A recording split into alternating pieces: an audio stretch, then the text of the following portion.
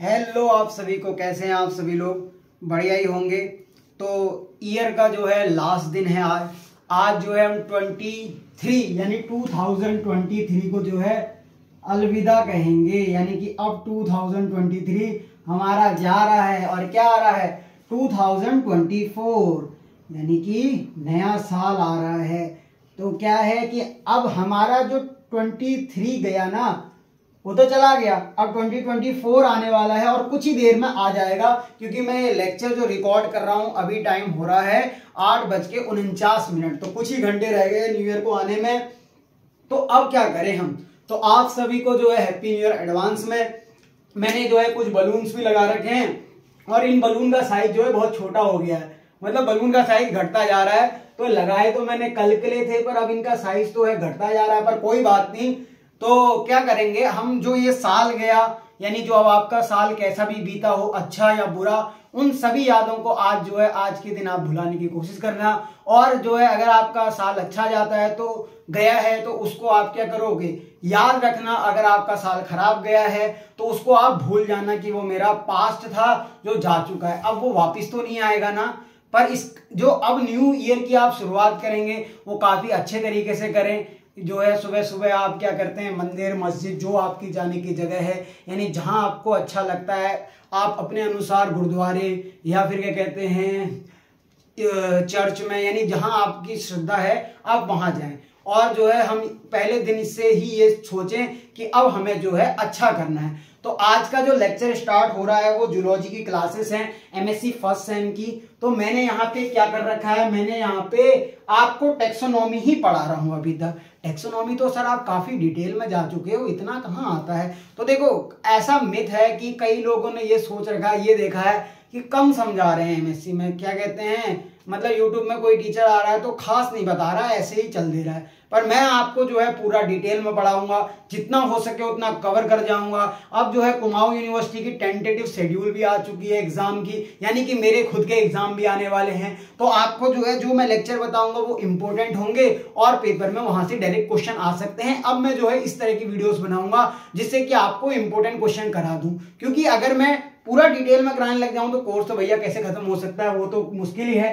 तो बात कर लेते हैं हम टेक्सोनॉमी की, यानी हम जो पढ़ रहे थे स्टेप्स इन टेक्सोनॉमी। तो मैंने आपको बता दिया, कई लेक्चरों से आप यही समझा रहे हो कि स्टेप्स ऑफ टेक्सोनॉमी में एक आता है characterisation, identification, classification, nomenclature.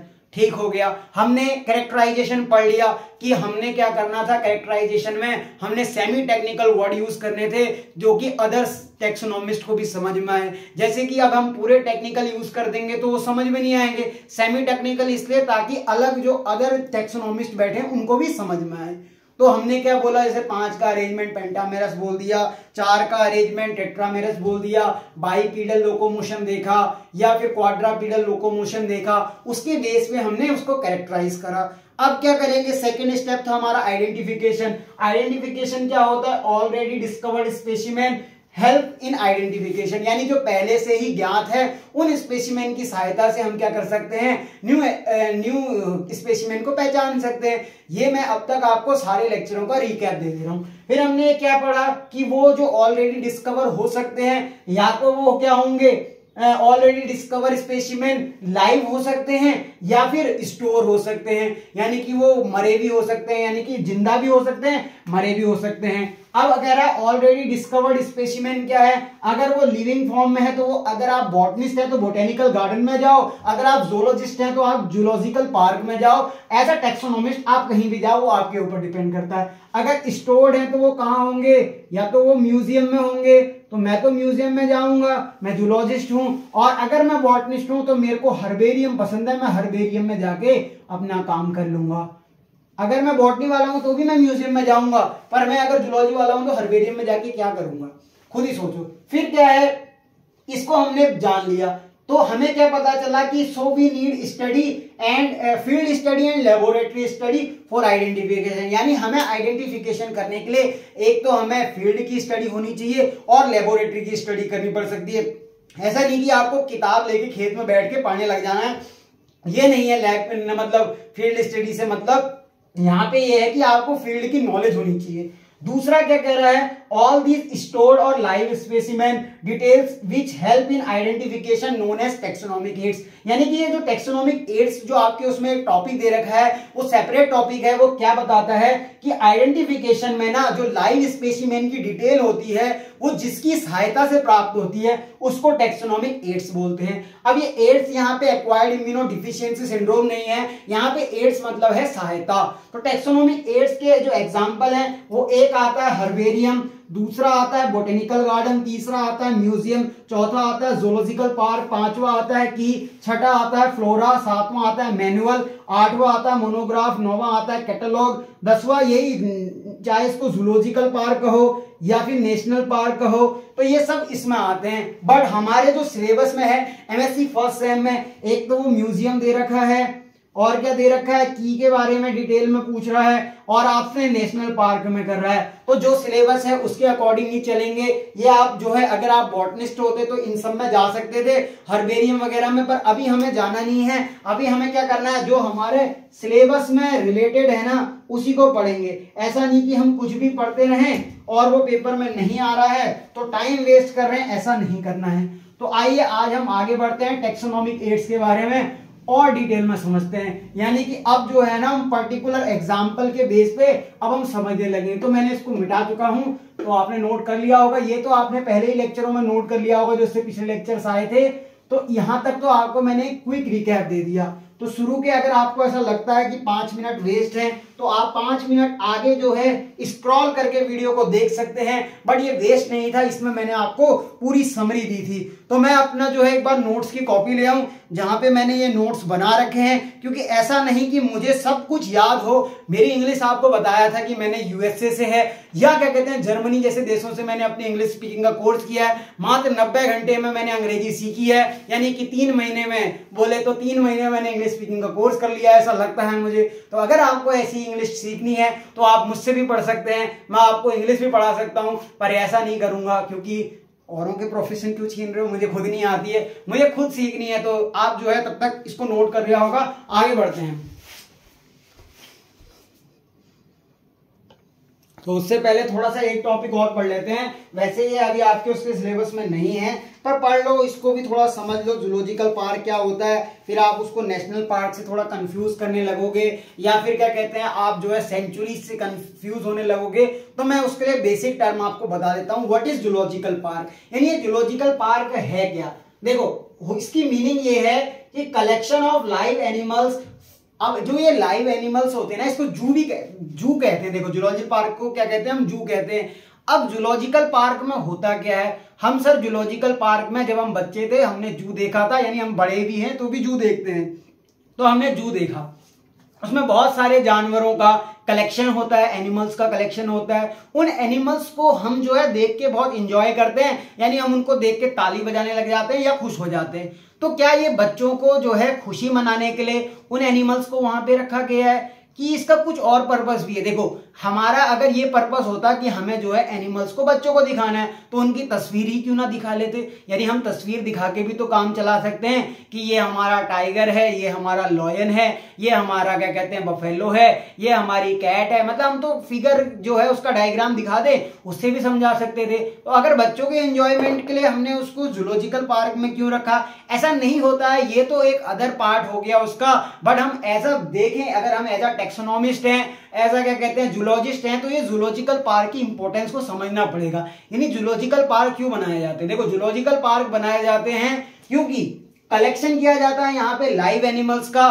For study purpose. यानी कि हम ये जो है स्टडी के लिए देखेंगे, यानी टेक्सोनोमिस्ट हैं हम, जूलॉजिस्ट हैं, तो हम क्या करेंगे कि वहां पे एनिमल्स को जो है जूलॉजिकल पार्क में रखेंगे।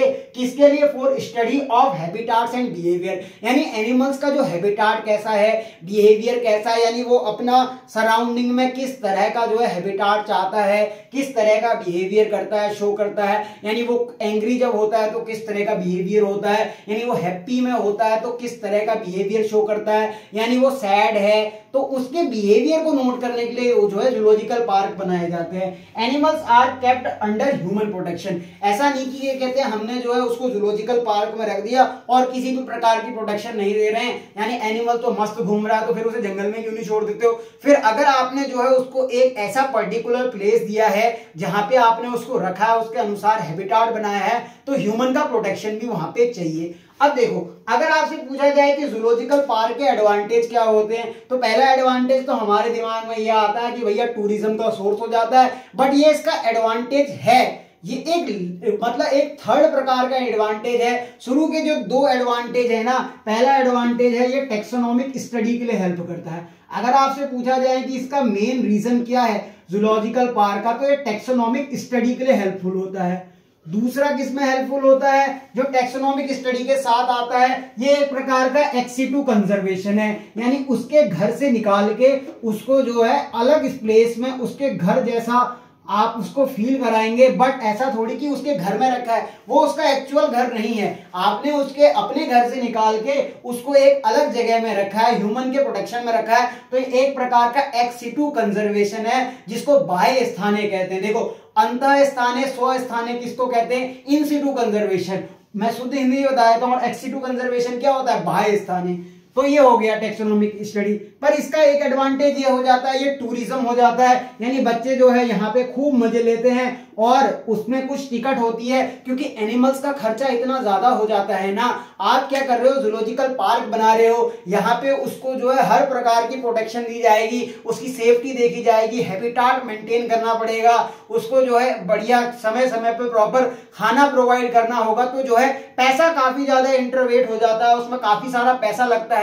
तो एक हिसाब से इसको टूरिज्म के लिए भी ओपन कर दिया जाता है, ताकि बच्चे जो है यहाँ पे आए और बड़े लोग भी आए और इनको देख सके, जिससे क्या हो सकेगा, एक तो उनको आनंद की अनुभूति भी होगी, वो कई सारे एनिमल्स को अपनी लाइफ फॉर्म में देख सकेंगे, और साथ में क्या कर सकेंगे, उससे एक टूरिज्म का सोर्स भी हो जाएगा। यानी कि क्या हो सकता है, उन एनिमल्स के लिए कुछ अच्छी चीजें हम कर सकते हैं। तो हमने क्या करा कि यहां तक हमने पढ़ लिया जूलॉजिकल पार्क के बारे में। अब आइए अगली हेडिंग लगाइए, जो कि आपके एमएससी में काफी इंपॉर्टेंट है, यानी वो आपका टॉपिक ही है, क्या है वो, म्यूजियम के बारे में पढ़ लेते हैं कि ये म्यूजियम क्या होता है। तो मैं इसको मिटा दे रहा हूं और म्यूजियम के बारे में बात करते हैं। आज काफी टॉपिक तो कवर नहीं होंगे, पर जितने करूंगा बढ़िया से करूंगा, क्योंकि लंबी क्लास नहीं होनी चाहिए, आ जानी चाहिए ना टाइम से। ऐसा थोड़ी कि आप 12 बजे अपलोड कर रहे हो, फिर तो न्यू ईयर हो गया। तो म्यूजियम क्या होता है, देखो,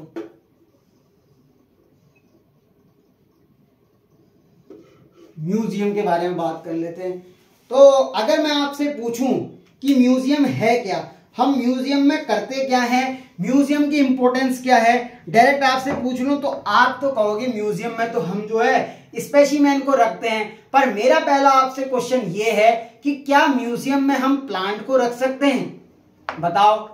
हमारे जनरली ये सोचा जाता है कि म्यूजियम तो एनिमल्स के लिए होता है या किसी का हिस्टोरिकल एस्पेक्ट होता है, उसके बेस पे होता है। पर मेरा आपसे ये क्वेश्चन है, आप कमेंट सेक्शन में बताना कि क्या हम म्यूजियम में प्लांट को रख सकते हैं या फिर क्या कहते हैं प्लांट पार्ट्स को रख सकते हैं। तो जनरली लोगों के दिमाग में आंसर आता है कि नहीं, हम प्लांट को तो नहीं रख सकते, यानी कि क्या कहते हैं हमको प्लांट उसमें नहीं रखेंगे। बट एक्चुअल में ऐसा नहीं होता, प्लांट को भी रखा जाता है। देखो, प्लांट्स को रखने के लिए एक तो हर्बेरियम होते हैं, बोटेनिकल गार्डन भी होते हैं, बट म्यूजियम की जरूरत क्यों पड़ती है। देखो, हर्बेरियम में क्या होता है ना कि हम क्या करते हैं, पत्ता दवाई के सुखाएंगे, उसको जो है एक कागज की शीट में पुट कर देते हैं। बट अगर आप देखें कि कुछ प्लांट्स ऐसे होते हैं, यानी कि सक्यूलेंट टाइप के प्लांट होते हैं जिनमें पानी भरा रहता है, तो क्या करते हैं, ऐसे प्लांट्स को आप क्या सुखा के, बिल्कुल उसको आप बढ़िया से सूखा के आप क्या उसको एक हर्बेरियम शीट में लगा सकते हैं। मान लो आप एक एग्जांपल ले तो एलोवेरा का।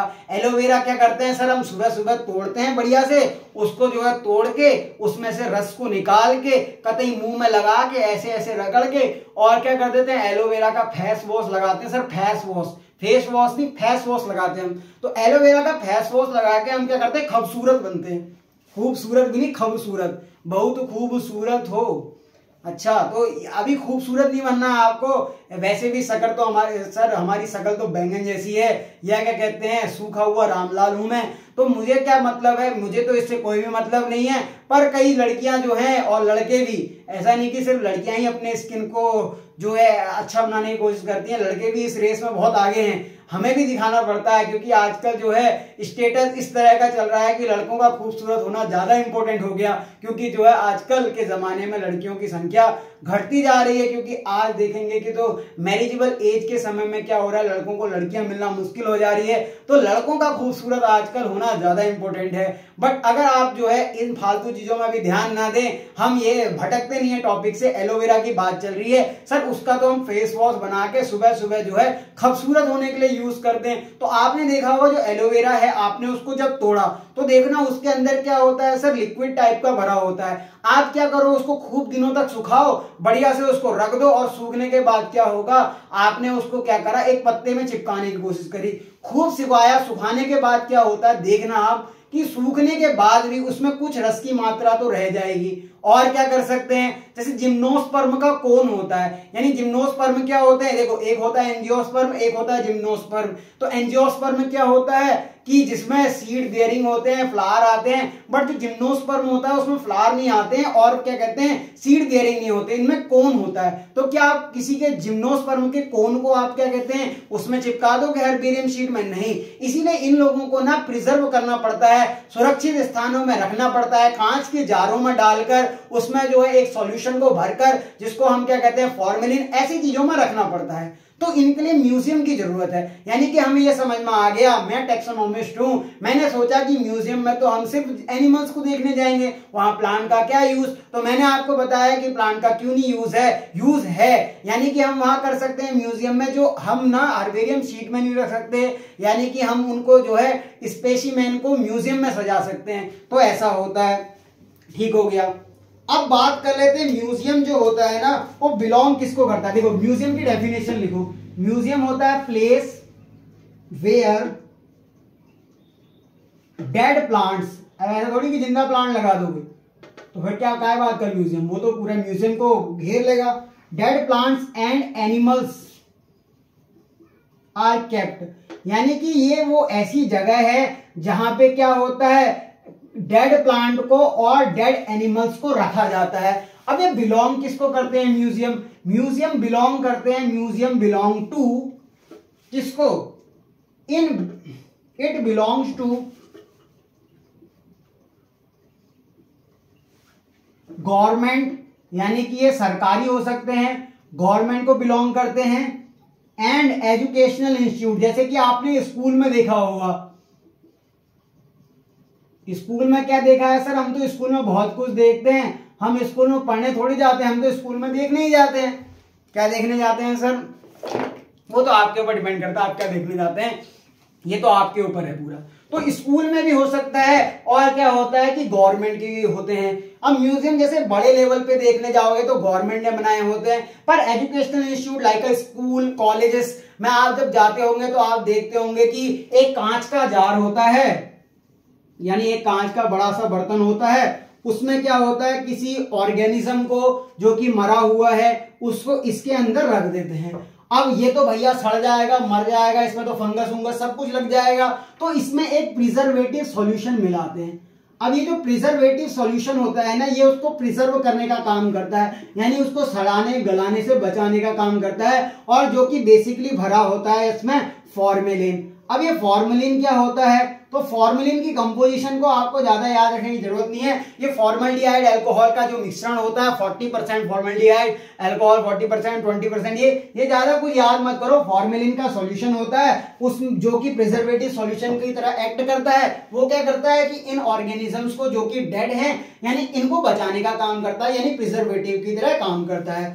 और क्या होता है कि ये बिलोंग करते हैं उसको। और अगर पूछा जाए कि 4 प्लांट्स के लिए ये यूजफुल है कि नहीं, तो देखो किन प्लांट्स के लिए यूजफुल है, 4 प्लांट्स जो मैंने आपसे बोला था, जैसे कि क्या, those plants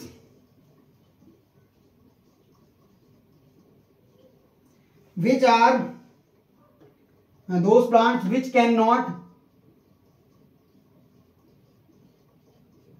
be place on sheet, यानी जिसको हम जो है शीट में नहीं लगा सकते, उसको हम कहां लगाएंगे, उसको हम म्यूजियम में लगा देंगे।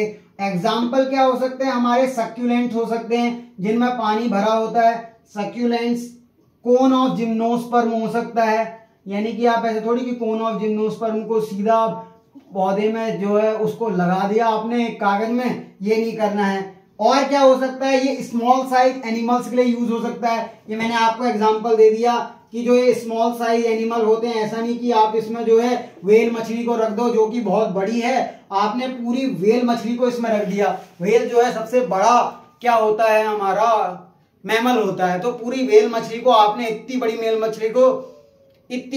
मछली को आपने क्या किया, उसमें रख दिया। तो ऐसा नहीं है, आप जो इतनी बड़ी व्हेल मछली को ऐसा नहीं रख सकते।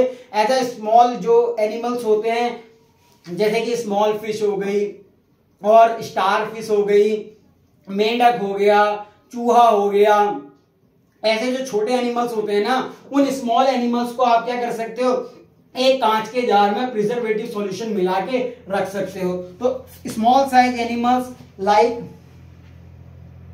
जो होते हैं स्मॉल साइज एनिमल,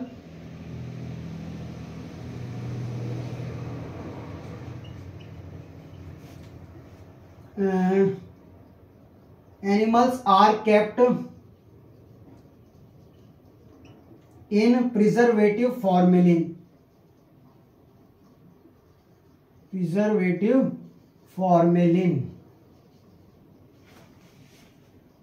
तो आपसे अगर पूछे कि क्या पूछेगा, जैसे स्मॉल जो एनिमल्स हो सकते हैं वो फ्रॉग हो सकता है, छोटी स्मॉल फिश हो सकती है, ऐसा नहीं कि आपने व्हेल मछली रख दी, स्मॉल फिश हो गया, इंसेक्ट हो गया, इन चीजों को आप इसमें रख सकते हैं। पर मैं आपसे पूछूं कि अब ये बताओ फ्रॉग, छोटी फिश और ये जो इंसेक्ट है, इनमें आपस में क्या डिफरेंस होते हैं, यानी कि जो ये फ्रॉग है, इंसेक्ट है, इनमें किस प्रकार के डिफरेंस आपको देखने को मिलते हैं। सर पहला डिफरेंस तो हमें ये देखने को मिलता है, जो फ्रॉग होता है इंसेक्ट में, अरे फ्रॉग इंसेक्ट में कहाँ होता है, ये क्या बात कर रहे हो आप, तो एनसीईआरटी की तरह कंफ्यूज कर रहे हो, क्योंकि अभी एनटीए ने एक ऐसा नोटिफिकेशन रिलीज किया था जिसमें इंसेक्ट फ्रॉग लिखा था, इंसेक्ट क्या कहते हैं कोष्टक में फ्रॉग लिख दिया था, वहां पे उनकी गलती नहीं थी, उन्होंने इंसेक्ट और फ्रॉग लिखना था, बट वहां पे जो है मिसप्रिंट हो गया था, हो जाता है, तो उन्होंने फ्रॉग को इंसेक्ट बता दिया था, वो नहीं करना है। देखो जो फ्रॉग होते हैं ना, उनमें ब्लड होता है, ब्लड वगैरह होता है, यानी काफी वो एक हिसाब से गीले टाइप के एनिमल होते हैं। और जो बात करें हम इंसेक्ट की, तो वो सूखे एनिमल होते हैं, यानी सूखा नशा करे हुए होते हैं। तो हम बात करें जो इंसेक्ट होता है वो एक प्रकार का ड्राई एनिमल होता है, बट हम वही बात कर ले मेंढक की या किसी और चीज की, तो वो क्या होते हैं सर, यानी कि ऐसे एनिमल्स होते हैं जिनको हम क्या कर सकते हैं, मॉइस्चर की जरूरत होती है ना, मॉइस्ट होते हैं, तो हम उनको क्या करते हैं, जो मॉइस्चर वाले होते हैं उनको तो हम अलग जगह यानी एक कांच के प्रिजर्वेटिव सॉल्यूशन मिला के उसमें रख लेते हैं। बट हम बात करें उनकी जो कि स्मॉल एनिमल्स होते हैं जिनमें कि क्या कहते हैं ब्लड जैसी चीजें नहीं होती ना, उनको हम क्या करें, उनके लिए जो है एक अलग प्रकार का, यानी जो इंसेक्ट होते हैं उनको ऐसा नहीं कि आप सीधा सॉल्यूशन में रख दो, ऐसा नहीं करते, हम उनके लिए एक प्रकार का बॉक्स बनाते हैं, तो उसको क्या बोलते हैं, इंसेक्ट बॉक्स। तो ये भी आपका म्यूजियम में ही आता है कि आप इंसेक्ट बॉक्स किस तरह से बनाओगे, मैं अभी बताता हूं उसको, पहले इसको मैं मिटा लूं पूरी तरीके से। हाँ तो ये मिट चुका है, ये मैसेज भी आ रहे हैं, न्यू ईयर आने ही वाला है, तो क्या मुझे न्यू ईयर के लिए बधाई दी है, देख लेता हूं मैं एक बार। नहीं यार, ये तो न्यू ईयर के लिए बधाई थोड़ी है, ये तो क्या कहते हैं हमारी जो डेट शीट आ गई है उसके ऊपर बात चल रही है। हाँ तो बात कर लेते हैं हम किसकी, हम उससे नहीं भटकते हैं। तो जो इंसेक्ट बॉक्स होता है ना, वो कैसा प्रकार का बॉक्स होता है, आपने एक डिब्बा लेना है। डिब्बा कैसे लेंगे, अभी जो है आपके यहाँ पे हो सकता है कल कुछ मिठाई आ जाए, तो आप क्या करना, मिठाई आएगी सर, क्यों, हैप्पी न्यू ईयर है तो क्या मिठाई आएगी, हम तो कुछ और खाएंगे, चलो मान लो मिठाई आती है। या फिर आपने क्या करा, अभी दीपावली, राखी और ये त्योहार दशहरा वशेरा मनाए होंगे, उसमें क्या हुआ होगा, आपके पास मिठाई का डिब्बा आया होगा। हाँ मिठाई का डिब्बा आया, उसको हमने दबाया और जो है तोड़ के कबाड़ी वाले को बेच दिया। क्या करें हम, उसका डिब्बा घर में क्या सजाने की चीज है। तो देखो आप क्या करो, मान लो आपके पास कल मिठाई का डिब्बा आता है, आप उस मिठाई के डिब्बे को अपने पास रखो, फिर उसमें मिठाई खा लेना या मेरे लिए भिजवा देना, वो बात अलग है। आप उस मिठाई के डिब्बे को अपने पास लाओ, उसमें से सारी मिठाई खाली करो, चाहे आप उसे खाओ, फेंको मत, मुझे दे देना। हाँ तो उसको क्या किया आपने, उस डिब्बे को कलेक्ट करा। आपने क्या करा, एक यहाँ पे इंसेक्ट घूम रहा था, ये भैया कीड़ा है, इंसेक्ट घूम रहा है, ऐसा कीड़ा होता है। मान लो ये उसकी दो प्यारी प्यारी आंखें हैं और ये उसकी नाक है, ये कुछ भी मान लो, ये एक प्रकार का इंसेक्ट है जो हवा में उड़ रहा था, बढ़िया है। अब इसको पकड़ के मार दिया, यानी कि इसको किल किया। अब ये इंसेक्ट तो ऐसा दिख रहा है, अब क्या इसको ऐसे चप्पल से मार देंगे, चटाक करके चप्पल से मार दिया, जैसे मम्मी की चप्पल उड़ती हुई आती है और सीधा गालों पे छूती है और क्या स्पर्श होता है उस चप्पल का, तो ये आप उनसे पूछ सकते हैं जिनको चप्पलें लगती रहती हैं। तो ऐसा क्या करें कि आप इंसेक्ट को डायरेक्ट ऐसे चटाक करके आपने क्या करा, चप्पल से मारने की कोशिश करी। तो ऐसा आप करेंगे क्या? नहीं, ऐसा नहीं करना है, क्योंकि फिर तो उसका स्ट्रक्चर ही बिगड़ जाएगा, क्या फायदा उसका। तो इंसेक्ट को ऐसे नहीं मारना है। इंसेक्ट को आप क्या कर सकते हो, मारने के लिए क्या यूज कर सकते हो कि उसको उस डिब्बे के अंदर बंद कर दो, मिठाई के डिब्बों के अंदर 2 से 3 दिन रख लिया या 5 दिन रख लिया। सर हमें तो बहुत पाप लगेगा, आप जो है, हम तो जो है ऐसे आदमी हैं, हम तो क्या कहते हैं मच्छर मारने को भी पाप समझते हैं, तो आप तो इंसेक्ट मरवा रहे हो सर हमसे। मैं तो भैया नहीं मारूंगा, तो मत पढ़ो यार जूलॉजी। अगर आपको जो है समझना है, कॉन्सेप्ट सीखने हैं, तो आपको कुछ जो है छोटे छोटे एनिमल्स को तो अब मारना ही होगा। कई लोग जो है यहाँ पे लिखेंगे जस्टिस फॉर इंसेक्ट, तो वैसे तो इंसेक्ट को बचाना है, पर आपको स्टडी करनी है तो बनाना तो पड़ेगा ही। तो क्या करा आपने, जो है इसको 2 से 5 दिन तक आपने ऐसे रखा। नहीं सर इतने दिन तक हम किसी एनिमल को नहीं कर पाएंगे, ऐसे नहीं मारेंगे, हम जल्दी मारना चाहते हैं, तो क्या करो, फ्यूमिगेट कर दो, यानी उसके चारों तरफ उसको बहुत सारा धुआं दे दो जिससे कि वो जल्दी मर जाए। ऐसा नहीं कि आप उसे 4-5 दिन लगा के मार रहे हो, तो ये तो बहुत बड़ा पाप हो जाएगा सर। आने वाले टाइम में वो भी बदला लेगा, जब वो कीड़ा बनेगा यानी हम कीड़े बनेंगे तो वो हमको भी ऐसे ही मारेगा और हमारे लिए भी क्या कहते हैं ऐसे ही स्टडी करने के लिए करेगा। तो आपने क्या किया, इसको चप्पल से ना मार के इसको फ्यूमिगेट करके मारा, यानी इसको धुआं दे के मारा। कतई बीड़ी जलाई के, बीड़ी नहीं जलानी। देखो धूम्रपान सेहत के लिए हानिकारक है। कई लोग कहते हैं ये दीपावली में पटाखे ना फोड़ें, जिससे क्या होता है पॉल्यूशन होता है और बर्ड्स वगैरह मरती हैं। तो ये धुआं जो तुम बीड़ी का फूकते हो, इससे नहीं मरती क्या बर्ड्स? सबसे मरती हैं बर्ड्स। ऐसा नहीं कि आप क्या सिर्फ एक दीपावली में पटाखे रोक के क्या कह सकते हैं कि हम क्या करेंगे कि इन्वायरमेंट को सेव कर लेंगे। तो आप क्या कर रहे हो, धुआं तो बीड़ी का भी आ ही रहा है, उससे तो ज्यादा दिक्कत हो रही है। धीरे धीरे वो आपके लिए भी दिक्कत कर रहा है, कार्सिनोजन होता है उसमें। तो वहां नहीं जाते हैं। आपने इसको क्या किया, फ्यूमिगेट किया और इसको मार दिया। फिर आपने इसको पहले किल किया फ्यूमिगेट करके और इसमें पिनिंग कर दी, यानी पिन लगा दिया। अब पिन लगा देंगे इंसेक्ट को, यानी पिनिंग करी और इस डिब्बे में जो है रख दिया। ठीक है, मतलब पहले इंसेक्ट को किल किया, फिर पिनिंग की, पिनिंग करके उसको बॉक्स में रखा और यहाँ पे उसका नेम वगैरह लिखना शुरू कर दिया, यानी उसके फीचर वगैरह लिख दिए। और क्या करा आपने, उसको एक ट्रांसपेरेंट पॉलीथीन से ढक दिया।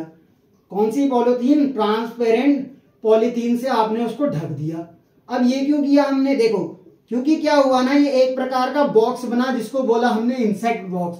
यानी कि कुछ एनिमल्स ऐसे होते हैं जिनको प्रिजर्वेटिव सॉल्यूशन में रखने की जरूरत नहीं होती, क्योंकि उनमें ऐसा ब्लड नहीं पाया जाता। अब उनमें जो है इतना ब्लड नहीं पाया जा रहा, तो उनको जो है अपने आप खराब तो जल्दी होंगे नहीं। उनको क्या करना, आपने एक मिठाई का डिब्बा लिया, उसमें इंसेक्ट को आपने मार दिया, और जब इंसेक्ट को मारा फ्यूमिगेट करके, ऐसा नहीं चप्पल से मार दोगे तो उसका स्ट्रक्चर तो बिगड़ जाएगा। तो आपने क्या किया, उसकी पिनिंग करी और उसको क्या रख दिया, एक बॉक्स में रख दिया। तो इस प्रकार के बॉक्स में जिसमें हमने ट्रांसपेरेंट पॉलीथीन लगा दी, तो ये क्या कहलाए, insect box.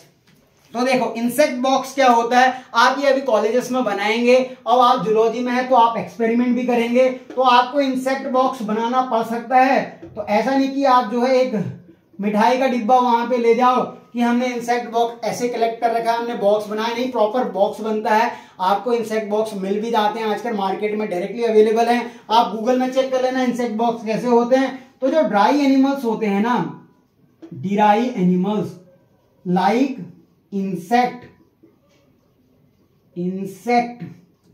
are kept in insect box। तो देखो इस तरह से डिटेल में आपको एक इंसेक्ट बॉक्स का फील दिलाने के लिए कौन पढ़ाएगा, बताओ कौन आपको जो है एमएससी में या बीएससी में इस प्रकार की एग्जाम्पल दे रहा है?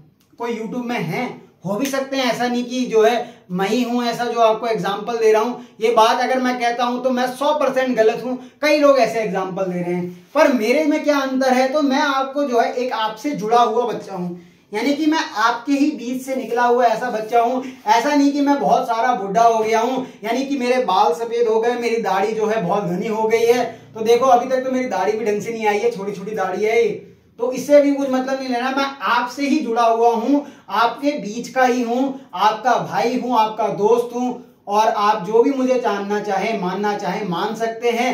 तो ऐसा नहीं कि क्या कहते हैं, मैं आप ही के बीच से आया हूं तो मैं आपकी चीजों को समझता हूं।